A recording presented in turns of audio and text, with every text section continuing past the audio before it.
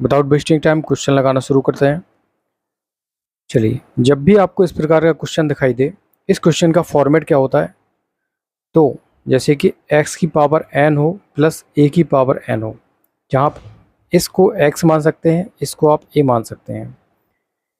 n से तात्पर्य है अगर जो इनकी घात है, देखिए घात तो सबसे पहले क्या है, एक समान दे रखी होगी क्योंकि यहाँ पर दोनों में n दे रखा है। बट एक कंडीशन ये है कि n क्या होनी चाहिए, विषम घात होनी चाहिए, विषम होनी चाहिए। तो इस कंडीशन में ऐसे क्वेश्चन का जो आंसर होगा वो x प्लस ए होगा।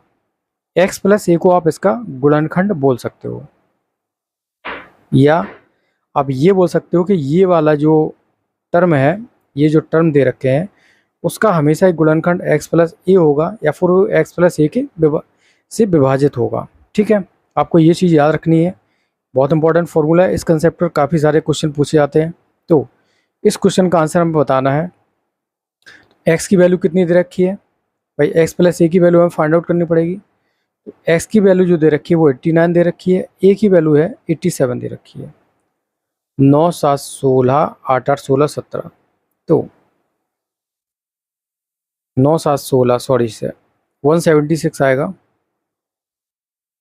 176। तो ये वाला जो अभिन्नष्ट गुणनखंड इसका इन दोनों का होगा, जैसे हम इसका भी निकालेंगे तो यही आएगा। x प्लस ए की वैल्यू यहाँ पर क्या हो जाएगी भाई, 89 प्लस 87, दोनों में सेम दे रखे हैं, तो इन दोनों का जो अभिन्नष्ट गुणनखंड होगा वो क्या होगा, 176। नेक्स्ट, चलिए इसको सिंप्लीफाई करके हमें आंसर निकालना है। अगर इसको हम सॉल्व करें तो इसको कैसे लिख सकते हैं, 3 की पावर n डॉट 3 की पावर 2 माइनस 3 की पावर n डॉट 3 की पावर 1, नीचे वाले को 3 की पावर n डॉट 3 की पावर 4 प्लस 3 की पावर n डॉट 3 की पावर 1। यहाँ से हम क्या कॉमन ले सकते हैं, ऊपर 3 की पावर n डॉट 3 की पावर 1 कॉमन ले सकते हैं, तो क्या बचेगा, यहाँ बचेगा 3 माइनस 2, और नीचे क्या बचेगा, इसमें भी आप 3 की पावर n और 3 की पावर 1 को कॉमन ले सकते हैं, तो ये क्या बचेगा, 3 की पावर 3 प्लस 1। फर्दर इसको ये दोनों कैंसिल आउट हो जाएंगे, तो ऊपर बचेगा 2, और ये 3 3 का 9 है 27 और 1 28, कितना आ जाएगा 1/14। So C will be the correct for this question. Next, चलिए यहाँ पर 3ABC की वैल्यू हमें फाइंड आउट करनी है। कुल मिला के ABC की जगह हम क्या रखें कि जो फाइनल रिजल्ट हमें मिले वो 1575 मिल जाए। ऑप्शन से चेक करते हैं। ऑप्शन ए को ए की जगह 2 रखेंगे तो 3 की पावर 2 मतलब 9 हो जाएगा, फिर 5 और ये कितना हो जाएगा 49, 45 और गुणे 49, ये लगभग 2500 के करीब पहुंच रहा है। अगर यहाँ पर 40 ही मान लेते तो 4 5 20 2000 के करीब पहुंच रहा है, तो ये तो होगा नहीं। अगर बी ऑप्शन को चेक करें तो ए बराबर 1 मतलब 3, बी की वैल्यू 2 25 और ये 49, तो ये उससे ज़्यादा हो रही है क्योंकि ये 75 मल्टीप्लाई 49 है। चलिए, तो बी ऑप्शन भी नहीं होगा। ऑप्शन सी को चेक करते हैं। ए की वैल्यू 2 मतलब 9, बी की वैल्यू 2 25, सी की वैल्यू 1 7, तो 25 नामा कितना हो जाएगा भाई, 25 नामा हो जाएगा 225 और 7। ठीक है, तो ये कितना हो जाएगा 25 7 पना 35 2 7 14, 7 पना 35 3 7 दूनी 14 3 17, हासिल 1 7 दूनी 14 15, 1575। सो हमारे जो क्वेश्चन के अकॉर्डिंग ऑप्शन सी हमारे यहाँ से क्या होगा, करेक्ट होगा, क्योंकि यहाँ से 3 की जगह हम ए की जगह 2 रखेंगे तो 3 की पावर 2 मतलब 9 हो जाएगा, और बी की जगह 2 रखेंगे तो 5 की पावर 2 मतलब 25 हो जाएगा, और 7 की जगह 1 रखेंगे तो 7 ही रहेगा। ठीक है, इस प्रकार से यहाँ पर 1575 आ जाएगा, जो कि सी ऑप्शन है जो सेटिस्फाई करेगा।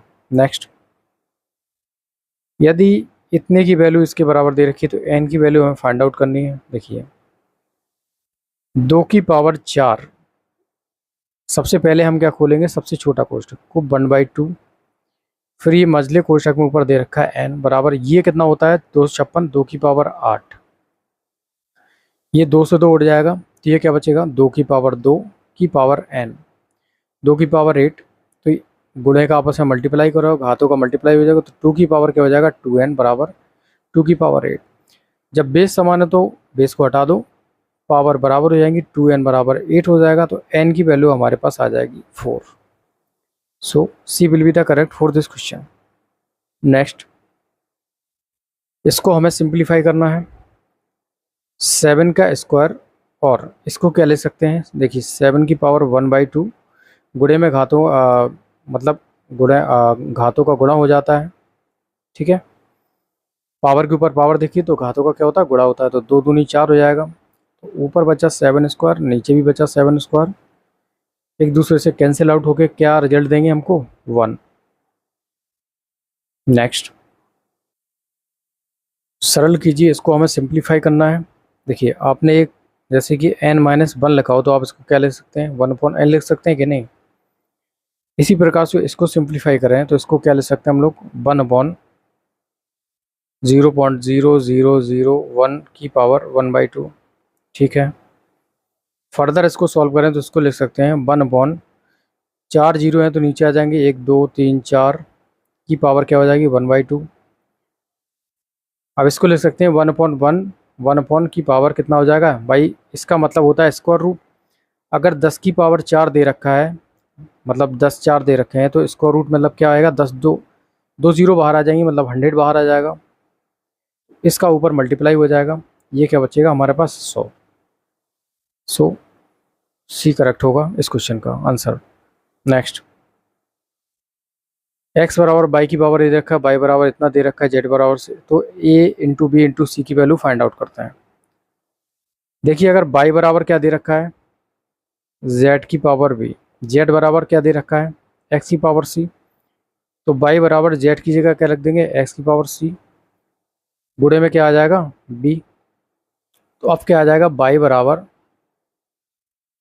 एक्स की पावर बी इंटू सी।